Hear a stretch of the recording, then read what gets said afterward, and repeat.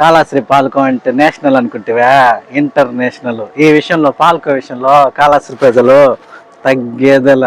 కాళాశ్రీ దొరికే పాలకం సరుకు ఈ భూమి మీద ఎక్కడ దొరుకుతుందా, అలాంటి పాలకం మన కాళాశ్రీలో ఉండడం మన అదృష్టము. కాళాశ్రీ ఫేమస్ ఏదంటే రెండు చెప్తారు, కాళాశ్రీ టెంపుల్ అలాగే కాళాశ్రీ పాలకోవా.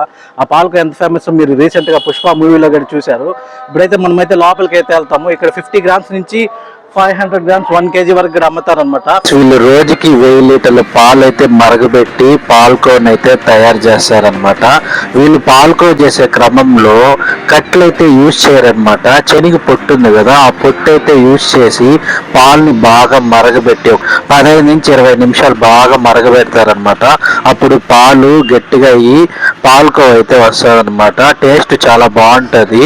రోజుకి వీళ్ళు 100 kg పైన పాల్కో అయితే తయారు చేస్తా ఉంటారనమాట.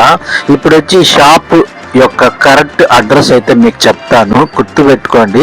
శ్రీకాళహస్తిలో పాల్కోవా అయితే 2 చోట్ల అయితే దొరుకుతుంది. ఒకటి వచ్చి మధు పాల్కోవా, ఇది వచ్చి డిపో అనమాట. ఇక్కడ పాల్కోవా చాలా బాగుంటది. మార్కెట్ ఏరియా అనమాట. శ్రీకాళహస్తిలో బలరాం హాల్ థియేటర్ పక్క సందులో అయితే ఉంటది. శ్రీకాళహస్తి మార్కెట్ ఏరియా అంటారు. మార్కెట్ ఏరియా ఆపోజిట్ అయితే ఈ షాప్ అయితే ఉంటుంది పాల్కోవా. ఇక్కడ 50 గ్రాముల నుంచి 1 kg వరకు అయితే అమ్ముతారనమాట. ఇక్కడ దొరికే టేస్ట్ ఎక్కడ దొరకదనమాట పాల్కో టేస్ట్.